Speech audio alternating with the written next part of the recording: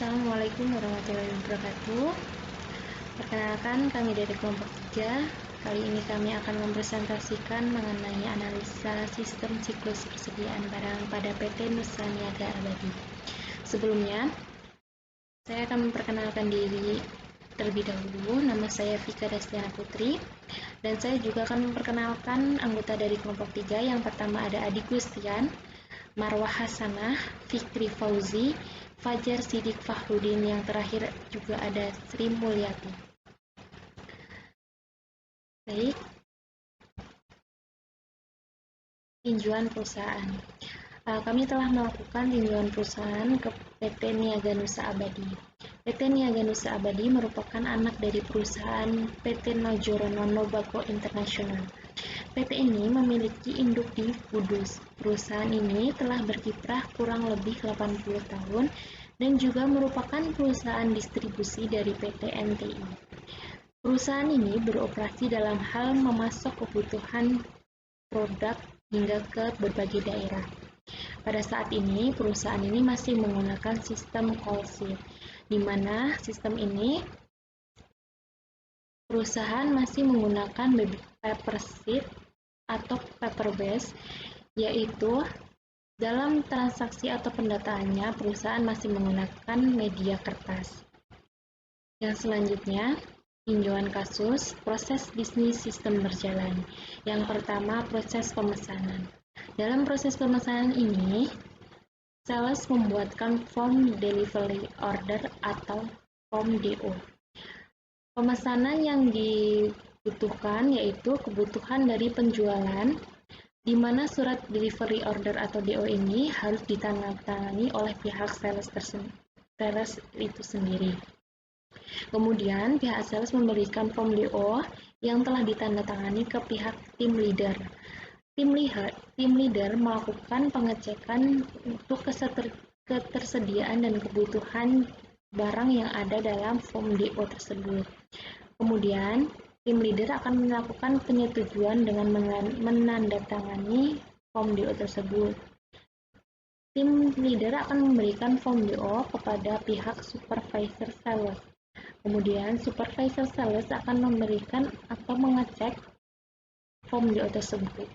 Setelah supervisor sales melakukan penyetujuan form DO, kemudian supervisor sales akan menandatangani form DO tersebut. Supervisor sales akan memberikan form DO tersebut kepada pihak gudang atau tim gudang. Kemudian, tim gudang akan menyiapkan barang sesuai pesanan yang terdapat dalam form DO tersebut dan memberikan penyetujuan dengan menandatangani form DO tersebut. Setelah itu, pihak sales akan mengambil barang tersebut sesuai dengan yang tertera dalam form DO dan setelah itu form DO akan diberikan kepada pihak admin untuk diarsipkan. Yang kedua adalah prosedur penerimaan barang. Yang pertama, supervisor akan memesan barang kepada pihak admin pusat melalui telepon atau email. Pemesanan ini disebut dengan stock order. Admin akan mengkonfirmasi pesanan tersebut. Setelah itu, admin akan memberikan instruksi kepada driver untuk menyiapkan dan melakukan pengiriman pesanan. Yang kedua, proses penerimaan barang dilakukan oleh pihak gudang dengan diawali dengan kedatangan barang dari produsen. Kemudian, pihak admin akan mengkoordinasi pengirim dengan memberikan tanda tangan dan juga faktur pembelian kepada pihak gudang. Setelah barang diterima, pihak gudang akan mengkonfirmasi ke admin dan memberikan faktur pembelian serta laporan stok untuk diarsipkan. Baik, untuk materi selanjutnya akan disampaikan oleh teman saya. Sekian dari saya, terima kasih. Assalamualaikum warahmatullahi wabarakatuh.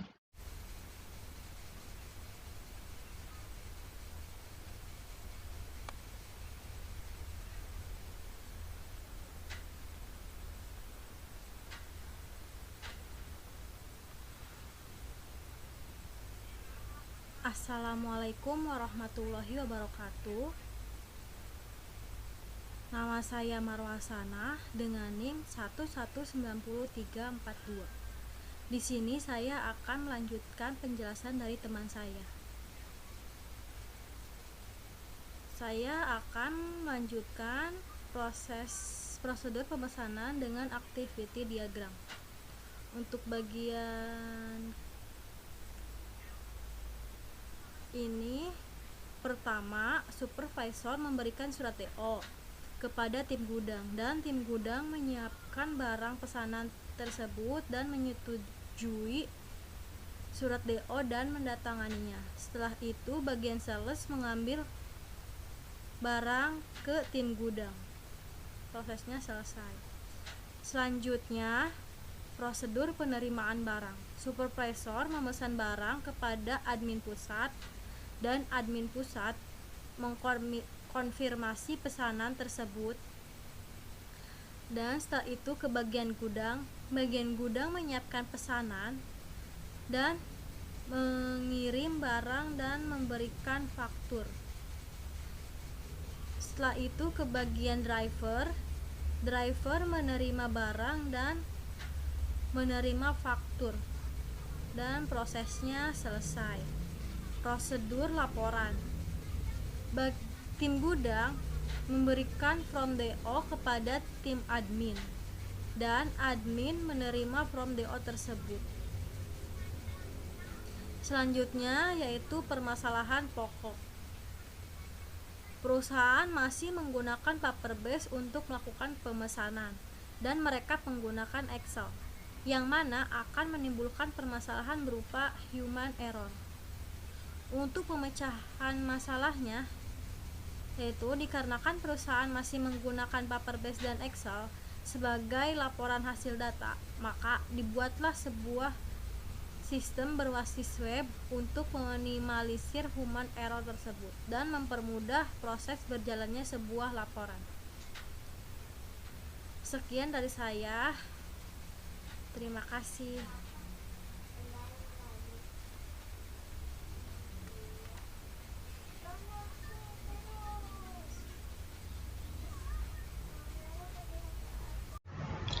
Assalamualaikum warahmatullahi wabarakatuh. Perkenalkan, nama saya Sri Mulyati dengan NIM 11190252. Saya dari kelompok 4 akan melanjutkan pembahasan yang telah teman saya presentasikan. Pada bagian ini saya akan mempresentasikan tentang prosedur laporan. Pada prosedur pembuatan laporan, admin menerima semua bukti berkas berupa form delivery order dari tim gudang. Untuk pemesanan berkas tersebut disusun dan dibuatkan ke dalam bentuk laporan. Selanjutnya ada activity diagram. Activity diagram yang pertama yaitu ada activity diagram prosedur pemesanan. Pada activity diagram prosedur pemesanan terbagi menjadi 3 tahap atau 3 bagian. Yang pertama ada sales, membuat form DO dan menandatangani form DO tersebut, lalu diberikan kepada tim leader sales, dan tim leader sales menerima form DO tersebut, lalu mengecek dan menyetujui juga menandatangani apabila form DO tersebut sudah sesuai. Yang kedua yaitu ada supervisor. Supervisor juga memberikan form DO tersebut kepada tim gudang. Lalu tim gudang akan menyiapkan barang, juga menandatangani form DO tersebut dan memberikannya kepada sales. Pada bagian ketiga ada tim leader sales, yaitu memberikan form DO ke supervisor untuk dicek dan ditandatangani, lalu diberikan ke supervisor sales, dan supervisor sales menerima form DO tersebut, lalu dicek dan disetujui apabila sudah sesuai dan ditandatangani form DO tersebut. Sekian dari saya, terima kasih.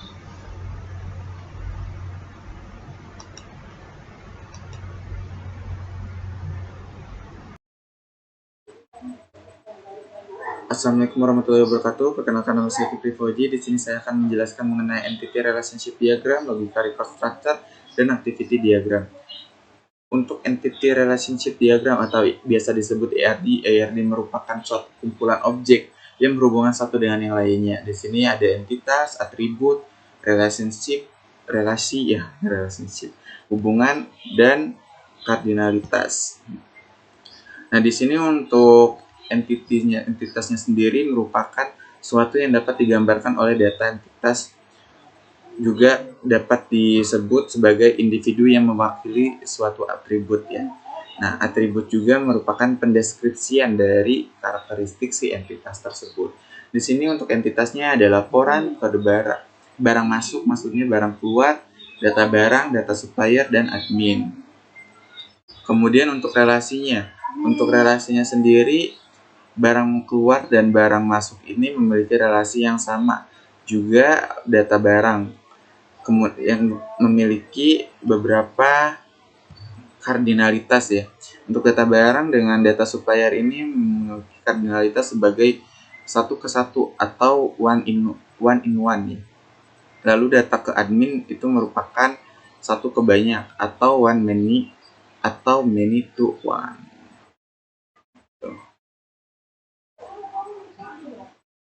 Untuk entitas laporan, dia memiliki atribut berupa nomor laporan, kode barang, nomor masuk, nomor keluar, total barang masuk, total barang keluar. Untuk barang keluar dan barang masuk ini memiliki atribut yang sama, hanya saja untuk di barang keluar itu memiliki atribut harga jual, sedangkan di barang masuk memiliki atribut harga beli. Itu saja yang membedakan. Lalu ada juga data barang. Data barang ini memiliki atribut berupa kode barang, nama barang, jumlah barang, harga beli, harga jual, tanggal input, dan kode supplier. Lalu ada juga data supplier yang berhubungan dengan data barang ya, yang memiliki kode supplier, nama supplier, dan alamat. Kemudian ada admin. Admin ini memiliki username dan password. Kemudian saya juga akan menjelaskan mengenai logika record structure. Logika record structure ini merupakan transformasi dari ERD-nya tersendiri ya. Transformasi dari ERD. Ini adalah record tabel yang terbentuk dari hasil himpunan entitas. Nah, di sini.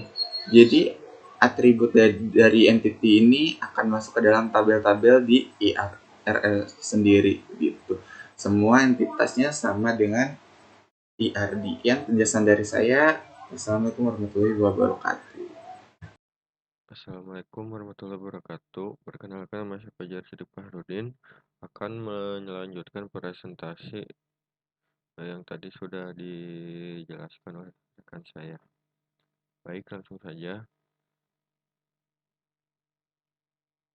Activity diagram atau diagram aktivitas adalah bentuk visual dari alur kerja yang berisi aktivitas dan tindakan, yang juga dapat berisi pilihan atau pengulangan.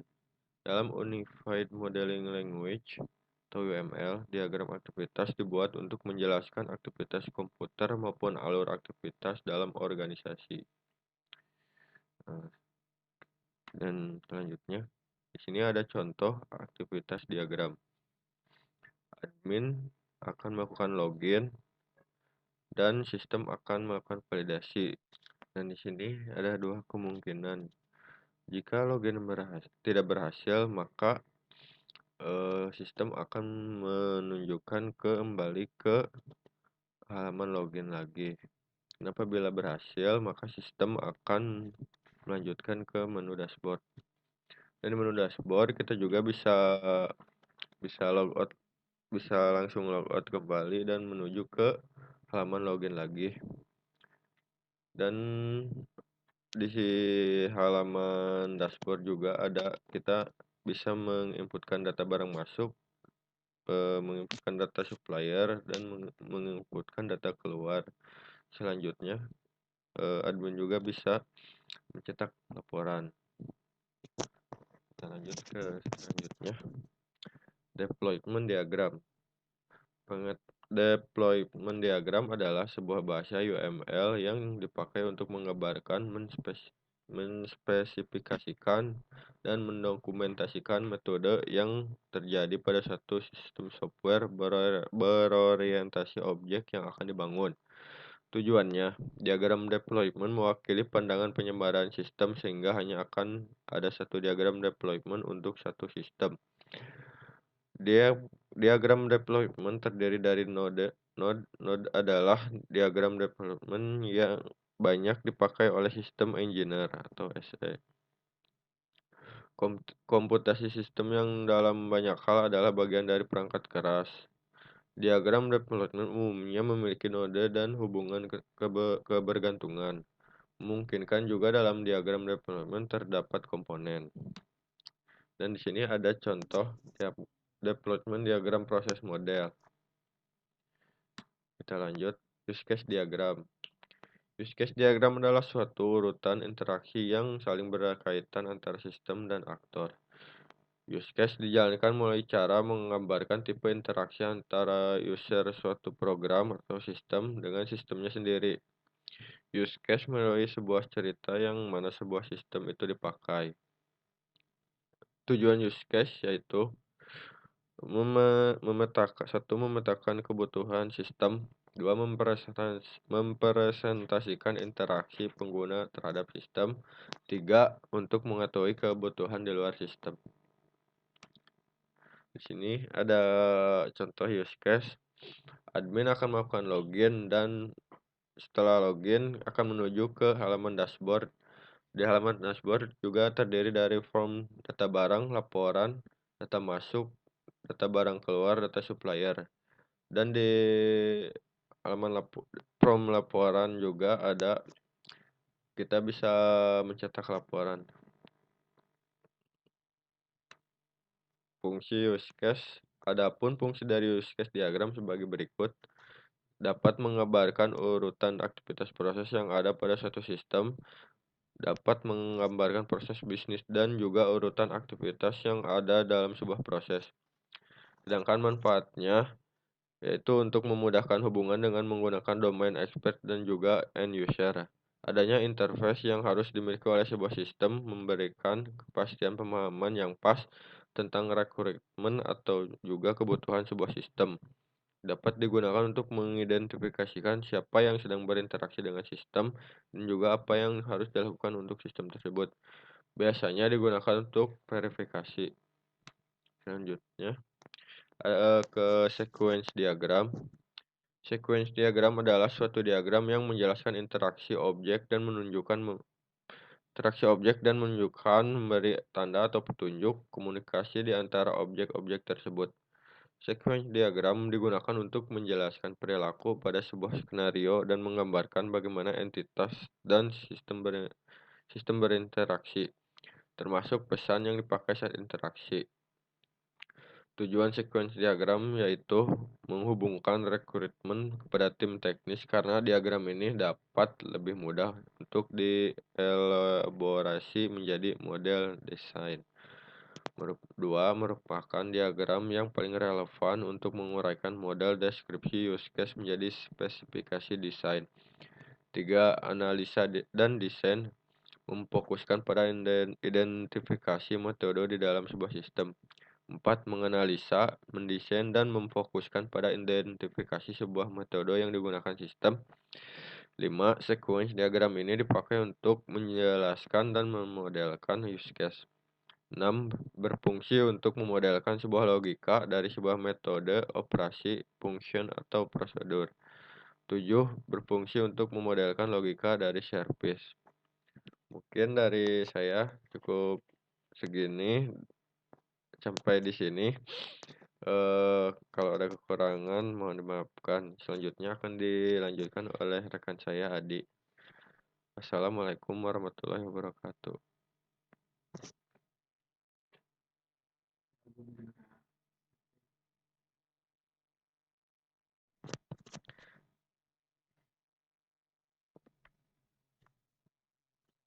Assalamualaikum warahmatullahi wabarakatuh. Perkenalkan, nama saya Degustian dengan NIM 111901186.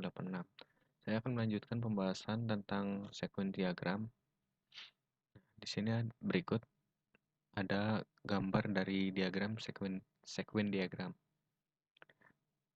Pertama, di sini ada user, lalu melakukan login, masuk ke halaman login.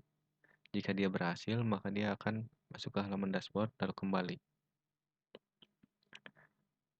Lalu ada halaman data barang.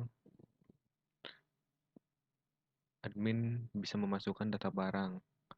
Setelah validasi, data barang dapat diinput, lalu kembali lagi ke halaman dashboard.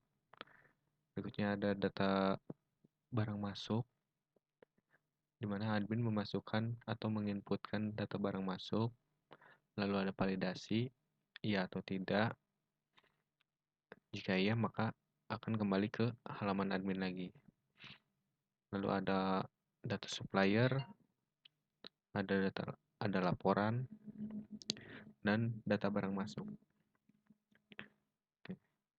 Berikutnya ada user interface. User interface merupakan tampilan visual dari sebuah produk yang berfungsi untuk menjembatani sistem dengan user atau pengguna, di mana tampilan UI bisa berupa warna, bentuk, serta tulisan yang didesain dengan semenarik mungkin. Namun secara sederhana, UI dapat diartikan sebagai bagaimana tampilan suatu produk dilihat oleh pengguna atau user. Untuk lebih jelasnya, UI dapat dianalogikan berupa sebuah rumah yang sedang Anda kunjungi, kemudian Anda akan melihat tampilan tersebut, di mana tampilan yang bisa Anda lihat antara lain halaman depan, jendela, pintu, dinding, tampilan rumah.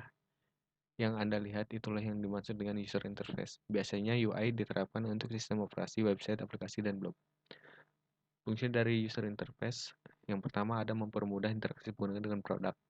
Sebetulnya desain UI adalah elemen visual sistem produk. Hal ini juga meliputi desain layar, icon, tombol, teks, gambar, dan seluruh elemen visual lainnya. Yang kedua ada meningkatkan pertumbuhan bisnis dan penjualan. Sebuah bisnis pasti memiliki tujuan mengalami peningkatan penjualan serta pertumbuhan bisnis. Untuk mencapai hal tersebut, salah satunya dapat dilakukan dengan mengembangkan UI dan UX. UI dengan desain yang baik bisa meningkatkan pengalaman serta kepuasan pengguna, sampai pada akhirnya dapat meningkatkan jumlah pengguna. Yang ketiga ada meningkatkan kualitas branding. User interface tidak hanya berfungsi penting untuk interaksi serta pertumbuhan sebuah bisnis, tampilan UI ternyata juga bisa menjadi ciri khas tersendiri bagi sebuah produk secara sederhana. Hal ini bisa disebut dengan branding. Jika elemen tampilan UI sesuai dengan konsep produk, maka menjadikan pengguna lebih mudah mengenalinya. Untuk itulah desain UI sebaiknya tidak hanya cantik dari segi visual, tetapi juga mencerminkan nilai serta kualitas produk. Nah, berikut ada tampilan halaman login pada perancangan sistem kami dari PT Niaga Nusa Abadi. Di sini ada untuk untuk bisa melakukan login, kita bisa memasukkan email, lalu password, login. Setelah login, di sini ada halaman dashboard, di mana halaman dashboard ini akan bisa dimasuki ketika kita sudah melakukan login. Di sini ada halaman data barang, halaman input atau tambahan data barang.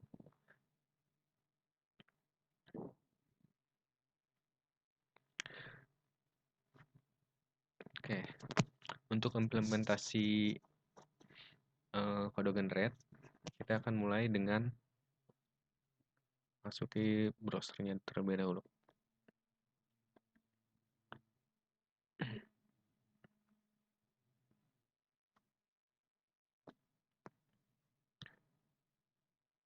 Oke. Jadi di sini kita pertama melakukan login dengan memasukkan email atau addressnya. Lalu memasukkan passwordnya.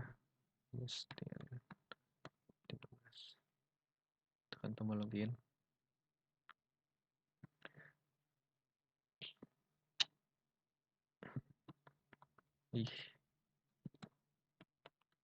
Sekian 13.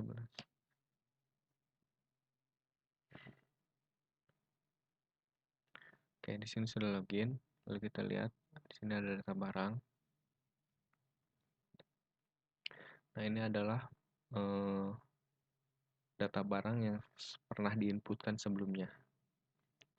Kita coba untuk menginputkan data barang. Pertama ada ID barang, pilih saja 2. Nama barangnya, misalnya ya,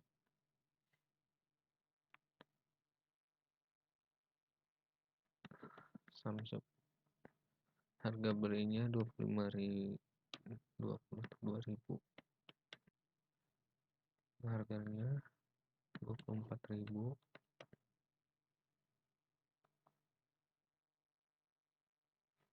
Cuma tinggal pada suppliernya 4 misalnya.